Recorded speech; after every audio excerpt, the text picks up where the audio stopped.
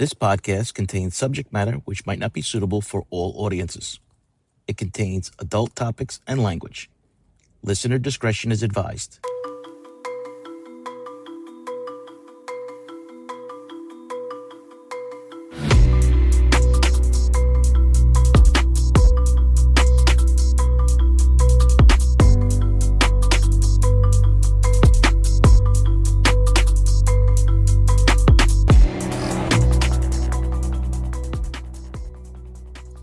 Hello, everybody, and welcome to a new edition of True Crime with the Sarge, the audio files. I'm your host, Joseph Jackalone, and with us today is Gerald Posner. He is a journalist and author of 13 books, including Case Closed, Lee Harvey Oswald, and the Assassination of John F. Kennedy. He is also the author of the Substack, Just the Facts. Welcome back to the show, Gerald. Good to see you. Great to be back with you, Joe. We had another data dump from the archives back in March or April of 2025. They released a whole bunch of documents on the assassination of JFK. Is there anything in there that would change your mind that Oswald acted alone? No, not at all. As a matter of fact, the documents were really disappointing. And I tell you, from somebody who's read all 80,000 pages of them, and there's a lot of material in there, they end up answering the question more about why did the government hold on to these files for so long? And guess what? The answer isn't the Kennedy assassination, because most of the files released have almost nothing to do with the assassination itself. They've been held back mostly by the CIA, a few by the FBI, because they protected the sort of either assets, information, or missions that were underway that they thought were still sensitive after 60 years. You've got to be kidding, but they did. And more than that, they also held back some embarrassments that the CIA had been involved with, some off-shelf operations, nothing to do with Kennedy, but things that they didn't want, they thought would tarnish the reputation maybe of the agency, so they held them back for a while. And I've, time and time again, through this, it was so infuriating to go through these files, because I thought to myself, the withholding of these documents more than anything else has led the average person to think that something's fishy in the assassination. Why would the government still be holding on to thousands of pages of classified files in the assassination if they weren't hiding real secrets? And then when you go through them, Joe, and you realize that they've held them back for all these other reasons other than what really happened in the day of November 22nd, 1963, you get sort of furious at it at the same time, because this is a classic study in government overreaching in terms of classifying material, withholding it from the public, and then building up a public mistrust. So when they finally get released and there's a nothing burger, people sort of say, well, the real files must be somewhere else. People are still looking. But this was more of new details, right? It was just details and not even history. It was kind of out there. I mean, full disclosure, I didn't read all 80,000 pages. Yeah. No, you're right. So there's new information in terms of what I was hoping for. Okay, so if you said to me beforehand, what are you hoping that these files will show? I was hoping that they might show possibly that the CIA had a lot more observation and intelligence on the Cubans and on the Soviets in Mexico City in the heart of the Cold War in 1963, when Lee Harvey Oswald went down in late September and early October and went to the Soviet mission and the Cuban mission and wanted to get to Havana because that's where he thought the real revolution was taking place. And both of those missions rejected him. Now we know, because the Soviets and the Cubans have released their material on what those meetings were like, we know that the Soviet embassy, Oswald took out a pistol that he had, slammed it on the desk, and a KGB agent who was in the room sort of reached over, took the pistol away. They ended up kicking him out of that embassy and thought that he was mentally unbalanced. Now, the question I've always had is, did the CIA have electronic surveillance inside those embassies that they weren't telling the enemy about at that time? Did they have human intelligence assets inside those embassies, and they obtained the information about how unstable Oswald was? And then he comes back into Dallas, rejected from going to Cuba in early October of 63. Did the CIA know that he was a 24-year-old revolutionary who was that potentially unstable, that they should have warned the FBI about him? It's the classic case of what happened in 9/11 and in other instances. The CIA picks up information, then they don't tell the domestic partner to keep an eye on them. So could the assassination have been prevented? None of that is in there. I'm not surprised, because I've always felt that whatever the CIA had gathered about Mexico City, they have kept it out of the files. They destroyed it long ago or whatever else. this was Cold War material they were not going to release. And the amazing thing is, look at the FBI had an open investigation file on Oswald. It's not a surprise because he had defected to the Soviet Union in 1959. So when he comes back in, of course, they open up a file on him. There's an FBI agent who is trying to interview Oswald. He sees him once and then he's trying to get to him again. After the assassination, the FBI, of course, makes its own cover up from the Warren Commission initially because Oswald had gone to the local Dallas FBI headquarters and left a message for the FBI agent saying, by the way, leave me alone, don't bother me, stop harassing my wife Marina, and if you don't, I'm going to report you type of thing. Now, do we know that for sure? No. Why? Because that FBI agent, when the assassination took place and Oswald's arrested on the day of the assassination for possibly murdering the President of the United States, he realizes he has a note from him and he decides to destroy that note because he thinks, oh, I better not have a note from the guy who just killed the President of the United States. That later comes out, and of course, what does it look like? A cover-up of a murder. So J. Edgar Hoover was walking this very fine line where on the one hand, he had to say, we, the FBI, did everything we had to do in terms of investigating Oswald, but we didn't know enough to be able to know that he had landed a job on a workplace in Dallas right in front of where the motorcade was being planned by the Secret Service. If we had known that, maybe we would have done something as a security measure. Hoover he was walking this tightrope between knowing just enough and not knowing too much. Now, one of the articles that you wrote on Just the Facts, your Substack, I was reading about some of the polls mentioned. I looked them up, and there was one from 1967, a Harris poll, that said that 67% of Americans believe that Oswald had help. And then in 2023, Gallup does a poll, and they find that 65% of the people think that Oswald had help. So we only lost about 2%. And what was that, like 56 years ago? Yeah, but you know, that's pretty amazing because think about this. First of all, in my view, the reason I initially was suspicious about the case, that I wasn't sure it was Oswald alone, when I started to investigate in the early 90s, was because of Jack Ruby's murder of Oswald. So here you have a guy arrested for killing the President of the United States, and 2 days later, in police custody on national TV, you have a fellow who looks like he's, out of central casting for the mafia or that, Jack Ruby, a nightclub owner in Dallas, comes forward and shoots Oswald. So what does it look like? You've covered crime plenty. It looks like a silencing of somebody for a murder case. So you have to start off with that being suspicious. Ruby's murder of Oswald makes all the public suspicious.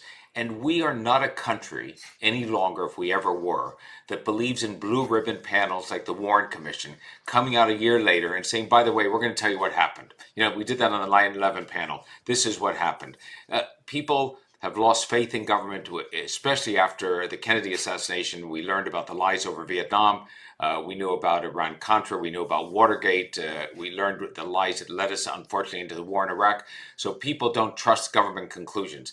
I'm actually pleasantly surprised that a third of the public thinks that it's Oswald alone, because after the JFK film was done by Oliver Stone, believe it or not, the number who thought it was a lone assassin hovered in some polls between 5 and 7%. So Stone's movie had a tremendous impact. People watched it, they read about it, and they said, you know what? Even if 90% of what Stone says is wrong, is still suspicious stuff here. It's got to be a conspiracy. They don't believe me when I say essentially it's 100% is wrong, except for the date on which Kennedy was killed. So the thing is, it was lower than that after Stone's film in the early 90s. It's back to being a third. That may be the best we can do in a country that is very, very skeptical of its own government. Well, it also seems as if conspiracies not only never die, but they don't even fade away. Yeah. Well, you're right. I mean, there are two things that happen. First of all, conspiracies don't die. They get a second life, as I call it. And what I mean by that is, I can't tell you how many times I could add them up, but I'll lose count at a certain point, at which an old debunked story that came up 15 or 20 years ago gets recycled as news and is plastered in some place like the Daily Mail as a headline. Young reporters come in, they haven't covered the case, they don't know the details, I don't expect them to, they haven't done a deep dive on it, so something comes up as a document and all of a sudden it becomes a headline and it regurgitates a whole bunch of material.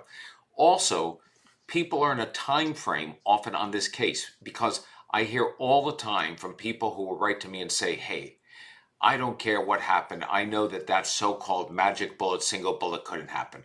I've got a brother who's in special forces, and he's told me they can never fire a bullet that does the stuff that the Kennedy bullet did. And I explained that ballistics in the mid 90s sort of, confirmed that the single bullet happened the way the Warren Commission thought it did, believe it or not. You can explain now how it happens. You can reproduce it all day long. Ballistics tests, people still refuse to believe that. So, you get a bias confirmation on this, and it's going to continue to exist. People just won't move on to what I call the new facts. Yeah, no, they don't. I witnessed some of the Twitter disputes back and forth between you and other individuals that have been going on out there. But it's like, I find it so difficult to believe that some people won't even look at that Oswald acted alone.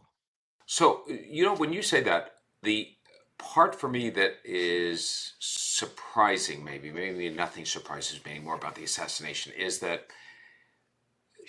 the overwhelming forensics and ballistics evidence, the physical evidence in the case, convinces me without any doubt that the only person who hit Kennedy that day and the governor was firing from behind the motorcade in the general direction of where Oswald was last left a half an hour beforehand by six of his co-workers.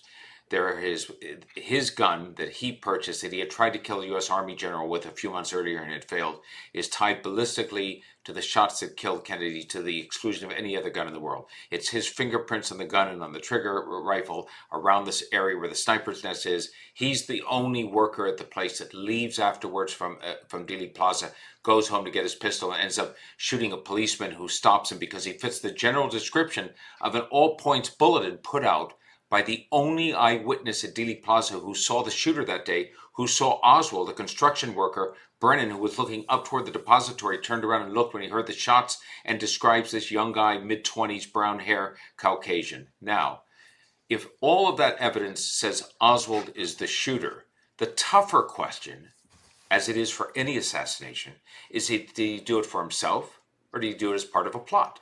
So if you get Crooks shooting at Trump in Butler, or you get Sirhan killing RFK, or you later get James Earl Ray killing Martin Luther King, are they assassins there for their own warped motivation, or are they doing it for a group? Now there are plenty of people and plots against JFK, I have no doubt about it, just as there probably are people sitting around and talking about the assassination of almost any American president at any time.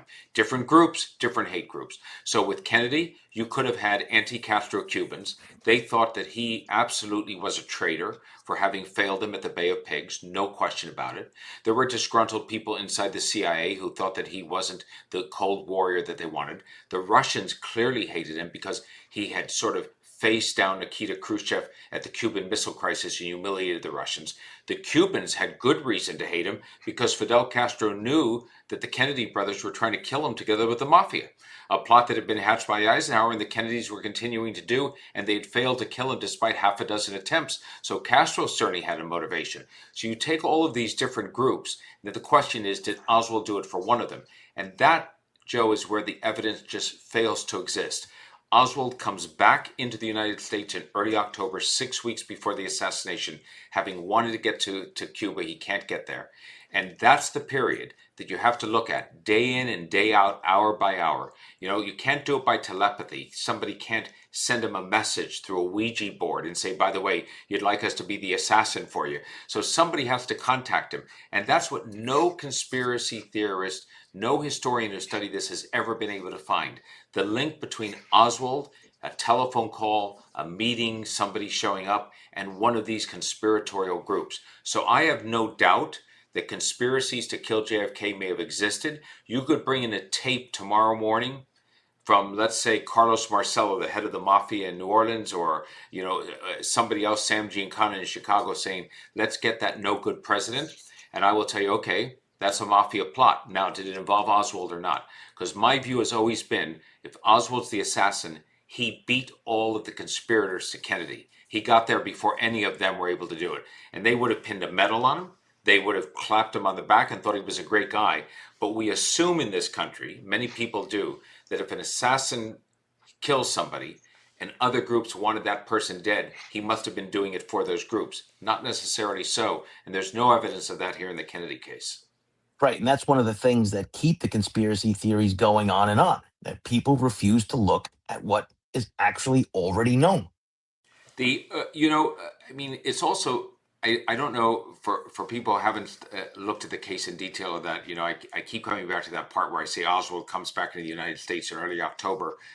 The reason that the case can be looked at in a very short amount of time, it's critical in terms of conspiracy, is Oswald got on a bus to go to Mexico City. That's how he traveled. And he went overnight. When he was overnight on the way to Mexico City in late September, the White House announced for the first time publicly that Kennedy would be visiting Texas in November. So it's a political trip. He wanted to shore up some political support. The South, not his strongest base. So they've announced that.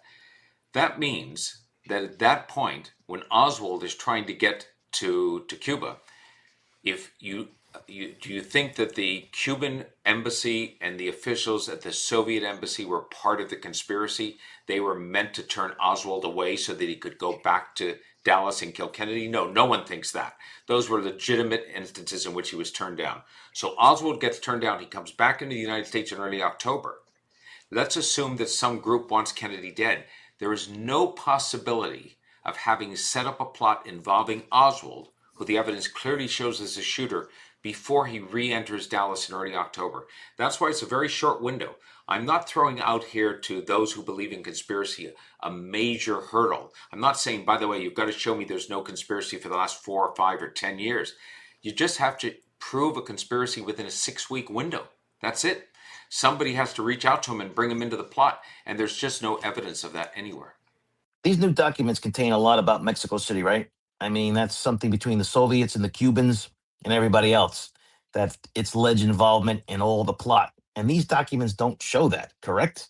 Yeah, I mean, there had been a rumor that made the rounds for a while that Oswald had even said inside the Cuban mission, I could kill the president, or I could go back and kill the president, or that somebody in the Cuban mission put that idea in his head.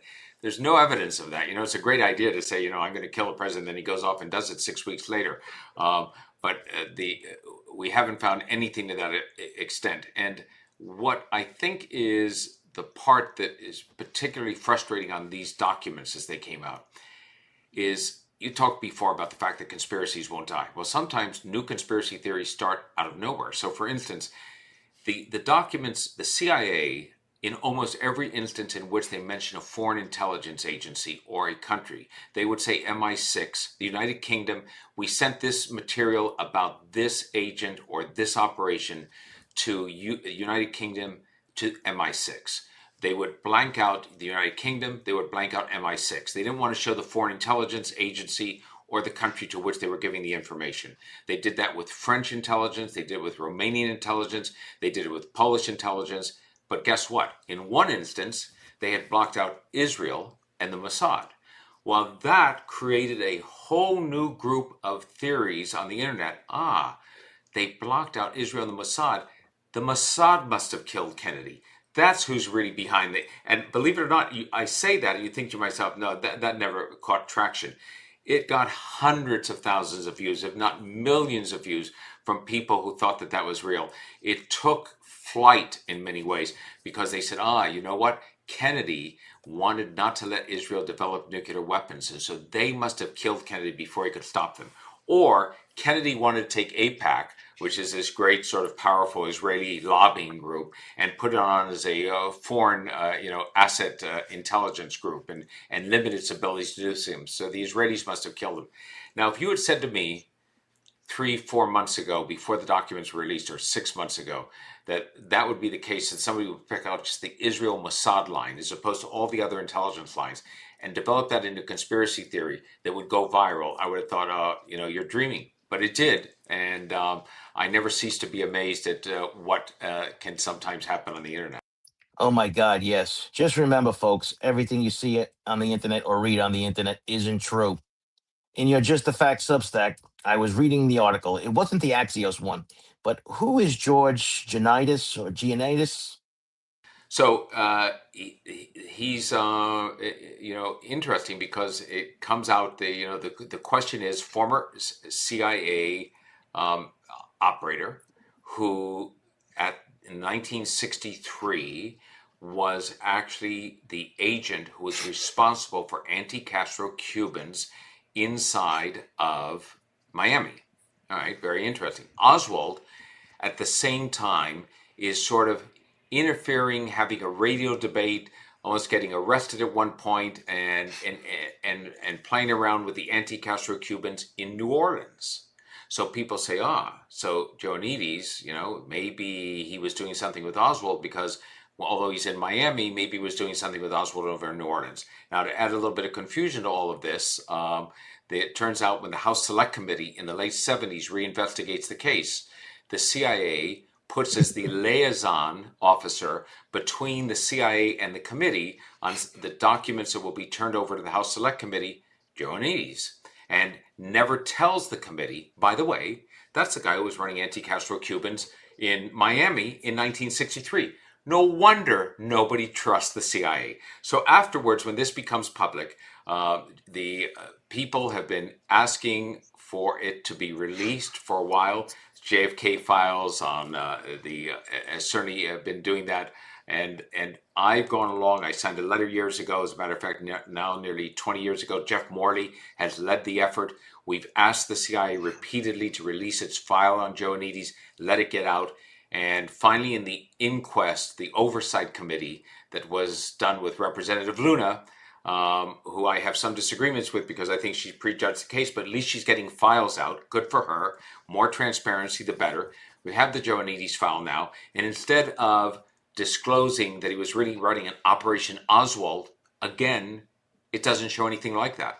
So it turns out to be a tremendous disappointment. What you want to know is, why did the CIA hold back on these files for so many years? Why did they fail to have full disclosure when they were doing the work with the House Select Committee on Assassinations? And why did they continue to make my life more difficult and everybody else's life more difficult who's investigating the case by creating all this smoke that looks like there's something really there? And then when you finally get to the bottom line in the end, you're scratching your head and wondering, who's running the operation over at Langley? Right, and that's what leads us into these conspiracy theories that we still see today and still deal with. This was a fascinating conversation, Gerald. I will leave you with any last comments on the assassination or on Oswald. I just think that we're not going to. The latest development on the Kennedy files is that somebody who worked for the Church Committee in the back in the 70s says that 50 years ago, in the 1970s, he saw a CIA file that had information that Mexican intelligence had concluded the Cubans were behind the assassination of Oswald. So Oswald did it, but the Cubans were behind it. Now, he saw that document, he claims. There's no archival record of it. There's no evidence that it was seen by others. There's nothing that was given to the House Select Committee by it. It's not turned over to the National Archives. So an article was recently written in the Washington Post about it. And I believe I believe he's telling the truth. I think it's accurate. There may be a file like that. It doesn't mean it's accurate in its contents. There's a lot of intelligence, including intelligence reports, that's not correct. They report everything that they hear. So you might have had somebody reporting in a CIA document that the Mexican government thought the Cubans were behind it. Now we'd have to find out why they believe that. I also know that in the middle of the Cold War, the Mexican security services told the United States often what they wanted to hear. So maybe somebody assumed, gee, the Americans would like to think that Castro was behind it. We'll tell them that he was. So, but the question again becomes, Joe, where's that document? So does it still exist? Is it in the CIA? Is it in some other file? So now we're looking for one single document based upon one person's recollection of what it looked like and read like 50 years ago. Not the best way to be able to find something. It's a real needle in a haystack. But when you ask me, what's next? I'm sure that when that hunt is finished, there will be yet another document. I don't expect the document hunts for conspiracy in the JFK assassination, unfortunately, to stop during my lifetime. Yeah, I was going to say it should probably not even be in our lifetime. But the only other thing that you can have some solace in is that when I speak to my students, they don't even know who Lee Harvey Oswald was. So eventually, this whole thing's just going to go away. That's really interesting. So that's really amazing. So Oswald has not held some historic like buzzword among students in terms of immediately knowing that he's this infamous assassin. That's what. And would that be the same with Sirhan Oh yeah, forget about that. If I had mentioned Sirhan, they wouldn't even know what I was talking about. and James Earl Ray? Nope. That's something. Tim McVeigh. Actually, we just covered McVeigh in class the other day, so yeah, they'll know about him now. But when I mentioned James Earl Ray, they didn't know who he was. And we're talking college kids here. Wow, no, it's I'm tell you that I'm never cease to be surprised, but I am only surprised because I would think that those were sort of the buzz names, words that would somehow fit and ring a bell. But It all starts in high school social studies, but I don't know what they're doing over there. I would love to know. Yeah, I'd love to know who they do know from the '60s, but I'm not sure. All right, Gerald, this has been fascinating. Thank you very much. thanks, Joe, as always. If you enjoyed this podcast, please pick up a copy of Case Closed, Lee Harvey Oswald and the JFK Assassination, which can be found anywhere books are sold, and follow Gerald on Substack, Just the Facts.